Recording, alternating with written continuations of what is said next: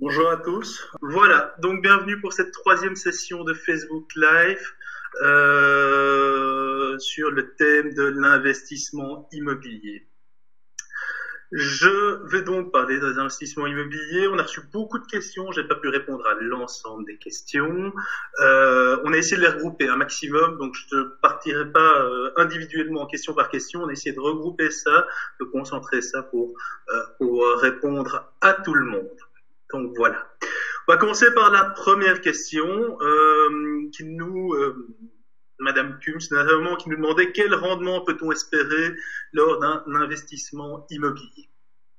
Alors, il y a deux éléments importants qui interviennent dans le rendement dans l'investissement immobilier. Le premier, c'est le rendement locatif, et le second, c'est la plus-value lors de la revente du bien ultérieurement, dans 5 ans, 10 ans, 15 ans, 20 ans.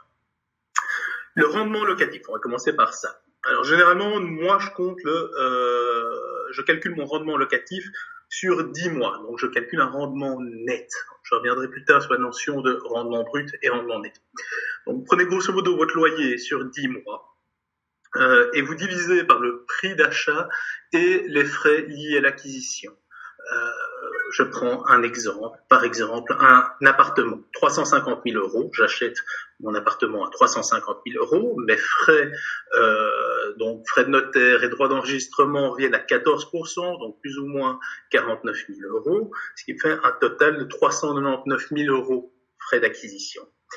Et j'ai un loyer pour cet appartement de 1 250 euros. Donc je fais 1 250 divisé par mes 399 000, ça me fait du 3,13%. Ça, c'est ma rentabilité nette. Alors, quelle est la différence entre une rentabilité nette et une rentabilité brute? C'est que la rentabilité brute, elle se compte sur les 12 mois. Moi, je compte généralement sur 10 mois. Il y a généralement une différence de 15 à 20% entre la rentabilité nette et brute. Qu'est-ce qu'on va enlever? C'est effectivement, vous avez un mois de précompte immobilier, par exemple, vous avez des charges de copropriété, vous avez des frais d'assurance, un vide locatif, etc. C'est tous les frais qui vont entrer dans la gestion de votre bien. Et donc, généralement, en comptant 10 mois, c'est ce que vous pouvez compter comme rendement net. De manière générale, un rendement locatif acceptable dans le cadre d'un investissement immobilier se situe entre 2,5 et 4%. Alors je sais, la fourchette est large. Quand vous allez vous orienter vers un appartement neuf, vous êtes généralement à 2,7, 2,8 jusqu'à 3%, peut-être un peu supérieur à 3%. Et sur de l'existant, la moyenne est généralement entre 3,25 et 3,40. Maintenant, dans certains cas, on peut monter jusqu'à 4, voire au-delà pour la location de certains appartements meublés ou certaines colocations. Alors, je reviens sur le deuxième élément de mon rendement immobilier, qui est la plus-value lors de la revente du bien. Effectivement, la valeur de votre bien va s'apprécier au fur et à mesure des années. Au fil du temps, votre bien va prendre de la valeur. Aujourd'hui, voilà, si on prend un peu les données historiques, depuis 30 ans, j'ai été sur Statbel, prendre la moyenne de la croissance annuelle du marché immobilier. Eh bien, sur les prix médians ont augmenté de 5% par an en moyenne sur ces 30 dernières années. Tout type de biens confondus. Donc, ça veut dire appartement, maison 2 façades ou 3 façades, ou maison, les villas. Si je prends la croissance sur les 2 dernières années, donc j'ai pris 2017, 2018, 2019, prenons sur la Belgique par exemple, les appartements ont augmenté en moyenne de 4,4%, les maisons de 4,5% et les villas de 3,5% sur la Belgique au niveau croissance annuelle. C'est des données qui viennent de Statbel, donc je les sors pas d'un chapeau, donc c'est des données sérieuses. Sur Bruxelles, les appartements ont augmenté de plus 5%, les maisons 2 et 3 fois ça, les prix médians ont augmenté de 7,35%, et les villas, là c'est un peu moins, c'est 1,25%. Donc voilà. Alors aujourd'hui, si on doit tabler sur la plus-value des 20 prochaines années, on peut raisonnablement estimer que votre bien immobilier prendra sur les 20 prochaines années 3% par an. Donc, si je reprends mon exemple où j'avais un rendement locatif de 3,1%, ma plus-value annuelle de 3%, ça me fait un rendement total, si j'additionne les deux, de 6,1% annuel. Et donc, en reprenant mon exemple de mon appartement que j'ai acheté, que j'achète à 350 000 euros, ben voilà, la valeur, si j'actualise ma valeur dans 10 ans, ça voudrait dire avec une augmentation de 3%, ça voudrait que dans 10 ans, mon appartement vaudra 470 000 euros. Donc j'aurais fait une plus-value nette de 80 000 euros sur cet investissement. Et si je compte mes loyers que j'aurais perçus, donc 10 fois 1250 euros, bah, ça nous fait grosso modo un rendement de 50% sur 10 ans. Donc, et ce rendement peut encore augmenter évidemment si vous utilisez un effet levier via un emprunt, puisque votre capital investi sera moindre, évidemment. Deux remarques propres au marché belge, notamment, voilà. Une caractéristique propre du marché belge, c'est que le marché belge est stable, sa croissance est stable également. Depuis 30 ans, il est important de le mentionner, c'est que le marché belge n'a connu aucune baisse significative et donc représente une certaine valeur refuge. Alors, beaucoup de gens nous posent la question, tiens maintenant, est-ce qu'après le confinement, le marché va tomber, va baisser? Alors, très sincèrement, je vais prendre l'analyse ce qui s'est fait sur 2007 lors de la crise financière.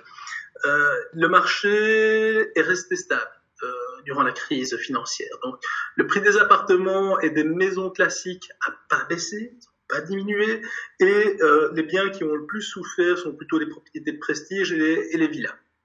Où au plus fort de la crise, la baisse était de 3 à 4%, qui était relativement vite résorbée, puisqu'à partir de 2010-2011, ces biens reprenaient 2% bas. Donc voilà, on peut donc considérer que le marché à Bruxelles ou en Belgique est relativement stable par rapport à d'autres pays, notamment si on reprend cette crise de 2007, certains pays ont connu des baisses très significatives de 15%, 20%, voire même au-delà de 30%, comme ce fut le cas en Irlande ou en Espagne.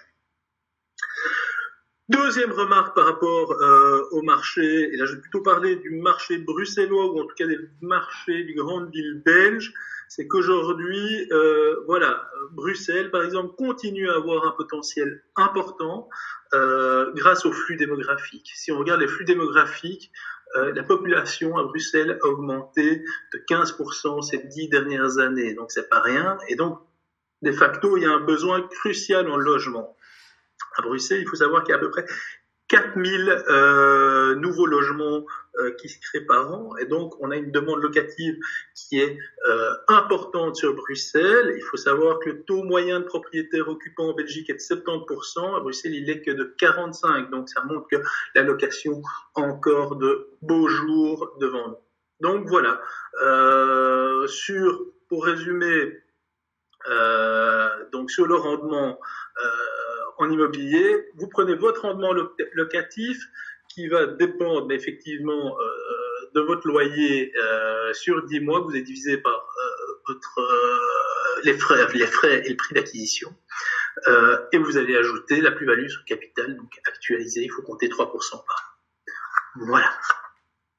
Ça c'était pour la première question. Une seconde question est: à quoi doit-on faire attention avant d'investir? Dans le cas d'un investissement, je vous dirais, soyez objectif, ne vous impliquez pas de manière émotionnelle, gardez la tête froide. Ça, c'est un premier conseil. 2, c'est de définir votre profil d'investisseur. Quel investisseur vous voulez être? Est-ce que vous souhaitez vous impliquer fortement avec vos locataires? Donc généralement, vous allez choisir plutôt des cotes étudiants sur lesquels vous allez pouvoir gérer vos locations d'année en année avec un turnover beaucoup plus important.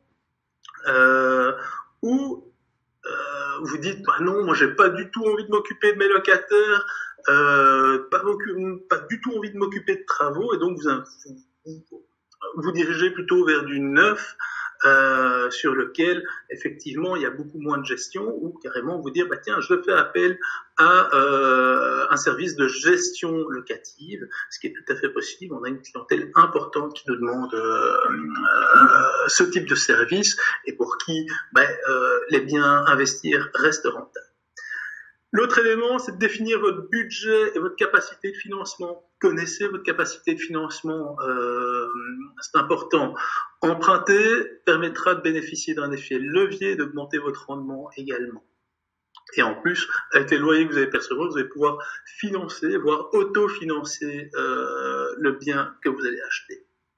Choisissez le bon bien en fonction du type de locataire que vous ciblez. Par exemple, de nouveau, si vous ciblez les étudiants, soyez près de hautes écoles, d'universités, etc.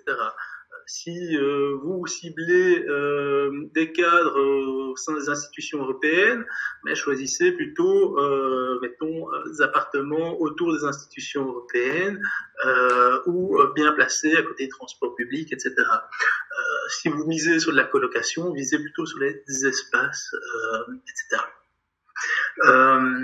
Très important, donc vous devez répondre à votre cible en termes de localisation, de gabarit et d'état du bien. Et de choisir un bien conforme aux attentes, donc avec définition conforme aux attentes des locataires. Autre conseil, n'achetez pas dans un immeuble où vous n'avez que des investisseurs, parce que forcément, votre appartement sera en concurrence par rapport à d'autres appartements au sein du même immeuble. Donc voilà. Autre élément, choisissez bien votre locataire. C'est là qu'on a qu'une agence immobilière a sa valeur ajoutée, c'est qu'elle va pouvoir vous fournir un locataire qui paie, qui reste longtemps et qui va entretenir votre bien, grâce à son réseau notamment expatrié, relocation. Autre élément, c'est évaluer votre rendement locatif. Faites attention aux frais que vous allez devoir débourser, c'est-à-dire vos charges propriétaires, les travaux que vous allez devoir faire, soit au sein de votre appartement, soit au sein de la copropriété. Toutes les dépenses liées à votre bien. Donc, n'allez pas investir dans un bien sur lequel vous avez un précompte immobilier très important. Donc ça, c'est toutes des choses auxquelles il faut penser. Pensez également à la plus-value lors de votre future vente. Donc généralement c'est bien souvent lié à la localisation. Donc trouvez si vous choisissez une localisation de bon père de famille, a priori la plus-value sera progressive et conforme aux augmentations de marché, donc 3%, dont je parlais tout à l'heure. Si vous allez investir dans des quartiers en devenir, cela peut être plus risqué, mais vous pourrez doubler ce montant-là, etc. Donc, bien trouver la localisation, c'est important. Continuez à entretenir votre bien et que votre bien répond au goût de vos locataires. Il est primordial que vos locataires se sentent bien dans votre appartement ou dans la maison que vous allez leur louer. N'oubliez pas que l'intérêt que vous avez, c'est que vos locataires restent longtemps, vous avez moins de billes locatifs. Donc c'est important pour moi d'aller voir ces locataires une fois ou deux fois par an pour s'assurer que tout aille bien ou voir si effectivement un petit investissement pourrait améliorer leur cadre de vie. Investissez sur du long terme, un autre point. Pourquoi ? Je vous dis, l'investissement, on va dire pour une durée de minimum 8 ans est idéal. En dessous de 5 ans, voilà, le problème c'est que vous allez être taxé sur la plus-value si ce n'est pas votre résidence principale. Et enfin, le dernier conseil, c'est entourez-vous de conseillers, que ce soit votre agent immobilier, votre notaire, votre banquier, votre fiscaliste pour faire des optimisations. Rien de tel que de se faire conseiller et d'avoir l'avis de différentes personnes pour pouvoir aborder les choses de manière la plus objective possible. Donc voilà, ça c'était les points sur lesquels il fallait faire attention lors d'un investissement immobilier. Alors on a eu de nombreuses questions aussi. Dois-je investir dans du neuf? Dois-je investir dans de l'existant? Qu'est-ce qui est mieux? Ça dépend réellement de votre profil. Ça va dépendre vraiment de votre profil d'investisseur. Alors, tant le neuf que l'existant ont des atouts, mais des inconvénients aussi. Alors, j'ai listé les principaux atouts, évidemment, pour le neuf et pour l'existant. qui sont effectivement différents. Pour le neuf, alors les principaux atouts, c'est généralement quand vous achetez du neuf, vous achetez une certaine tranquillité. Parce que vous allez avoir une garantie décennale sur toute la stabilité et le gros œuvre et un ensemble de garanties sur différents éléments, les sanitaires, la cuisine, etc., l'électricité. Et donc, grosso modo, tout ça va, vous êtes certain de ne pas avoir des travaux à court terme ou à moyen terme.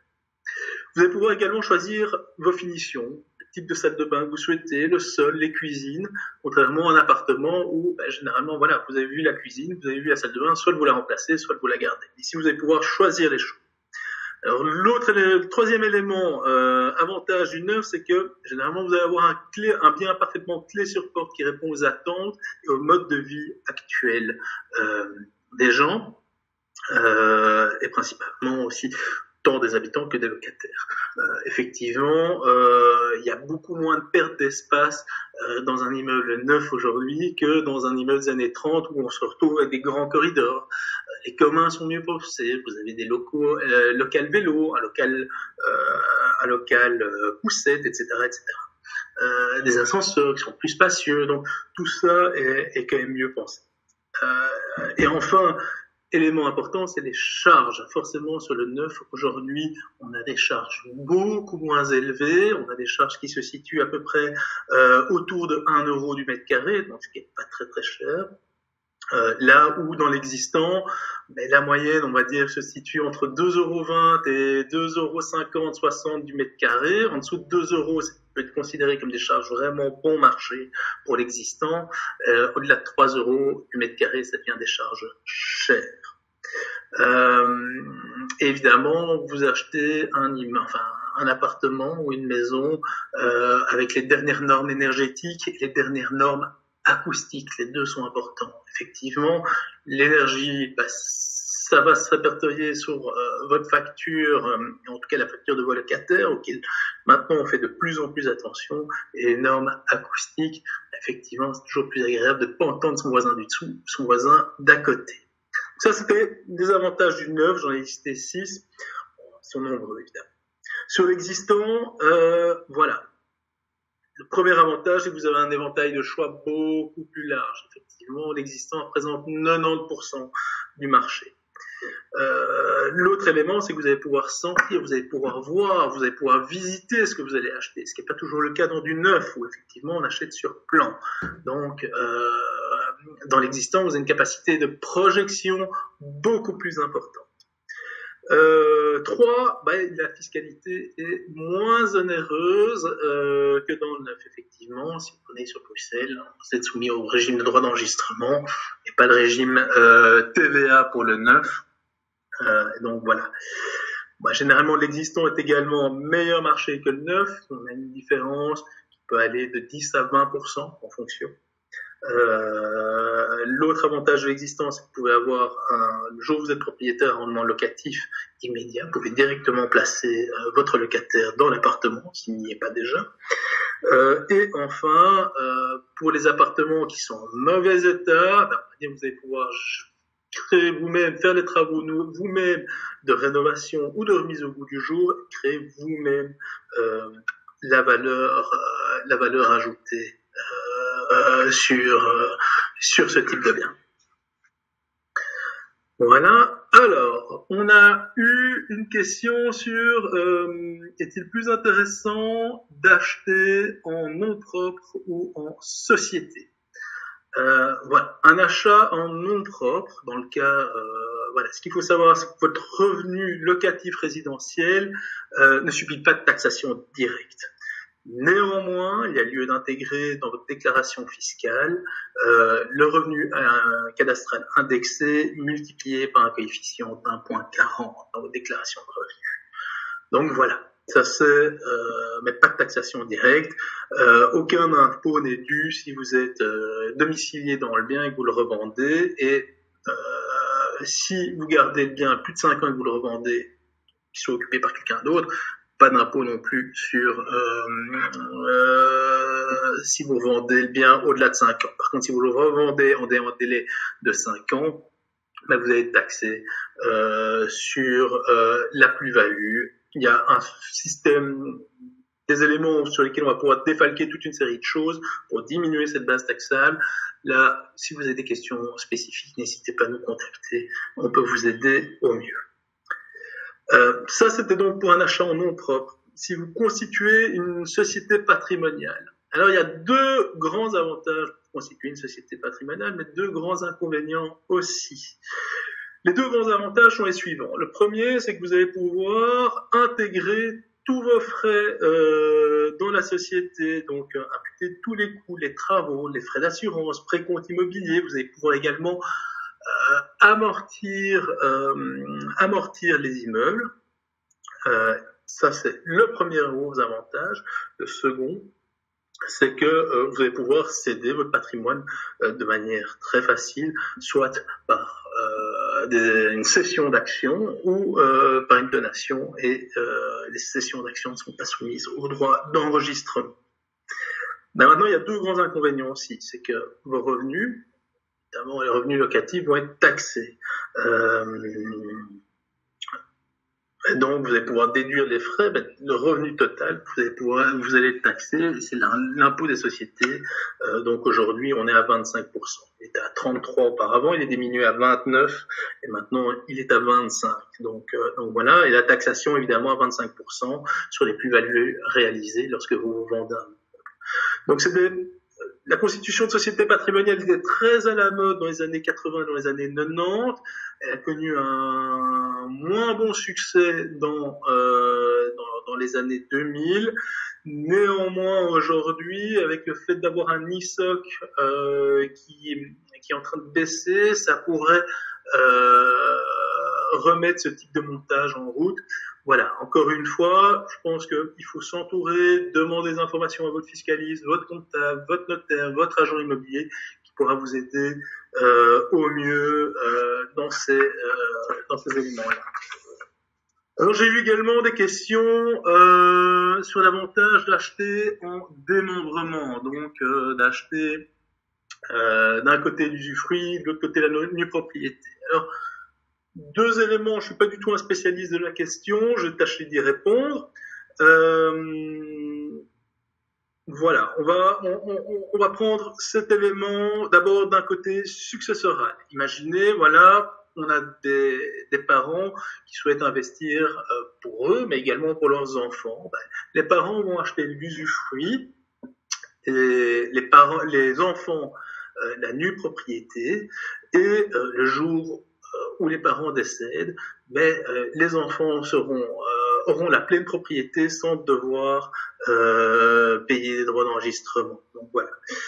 Il y a un point à faire attention, un point important d'attention, c'est qu'effectivement, les enfants doivent financer la nue propriété avec leurs propres fonds. Donc, ça peut pas être une donation déguisée. Donc, il faut faire attention là-dessus avec le fisc.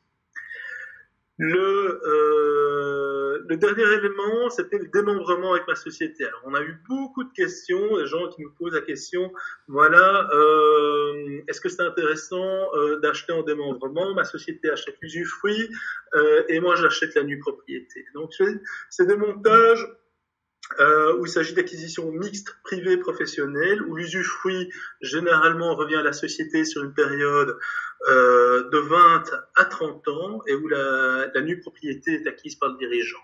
Et là, voilà, une fois que l'usufruit s'éteint, le dirigeant devient plein propriétaire. Quel était l'intérêt de ce type d'opération? Quel est l'intérêt de ce type d'opération? C'est augmenter un maximum le coût d'usufruit de la société. Plus la société paie, moins son dirigeant paiera, évidemment. Donc, il devra débourser. Deux, la société pourra déduire toute une série de charges, précompte immobilier, frais d'entretien, charges financières, et amortir la valeur d'usufruit au fur et à mesure du temps.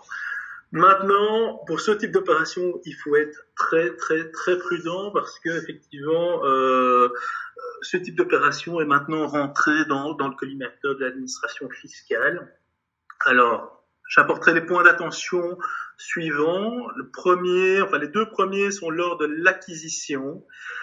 Bien souvent, auparavant, la valeur de l'usufruit était surévaluée. Aujourd'hui, le fisc utilise une formule qui est nettement moins favorable. C'est-à-dire qu'auparavant, la répartition de l'usufruit était plutôt à 85%, la nue propriété à 15%. La nouvelle formule imposée par le fisc, qui s'appelle SDA, est plutôt à 60-40. Donc c'est très important, si vous allez évaluer l'usufruit, évaluez-le de manière objective. L'autre élément, c'est que vous devez être capable de démontrer que la construction d'un tel montage répond bien à une logique économique pour la société et bien rentable pour la société. Donc ça, c'est très important que ça soit de répondre à ces critères de logique économique et de rentabilité pour la société. Un point d'attention également, c'est durant la jouissance de l'usufruit. Si vous utilisez le bien à des biens privés, ce qui est déconseillé fortement. Maintenant, le fisc n'interdit pas, mais s'est lancé dans une véritable chasse aux sorcières sur ce type d'abus. Veillez à payer un loyer à la société, ou si vous ne payez pas de loyer, déclarez un avantage toute nature dans votre déclaration fiscale. De nouveau, ce loyer ou cet avantage toute nature, cet ATN, devra être établi sur des éléments objectifs et de réalité. Et enfin, voilà, un point d'attention, c'est à la fin de l'usufruit. Donc, si la société effectuait des gros travaux, des grosses réparations, qui sont normalement à charge du nu propriétaire, et que le nu propriétaire n'a pas payé sa part de cette bien, mais de nouveau, il faut prévoir de déclarer un ATN. Voilà, parce que ce type de travaux, normalement, revient au nu propriétaire. Donc voilà. Sur les démembrements en société, donc moi je suis très très prudent là-dessus. Encadrez-vous, allez voir vraiment des experts, allez voir plusieurs experts, parce qu'effectivement, c'est des montages qui sont vraiment rentrés dans le viseur du fisc et pour lesquels voilà, il faut faire attention et ne pas avoir de recours de bâton. Voilà pour l'ensemble des questions que j'avais préparées. Mais voilà, donc je reviens un peu sur l'impact de la crise que nous connaissons sur les prix de l'immobilier. Je pense, voilà, si je me base sur 2007 et je vais me répéter, a priori, les appartements et les maisons classiques ne vont pas réellement souffrir, je pense, de la crise. En tout cas, tous les indicateurs sont dans ce sens-là. Il peut avoir un léger tassement sur les maisons de prestige, villas de prestige, sur lesquelles effectivement le marché peut se tasser un petit peu sur ce type de biens.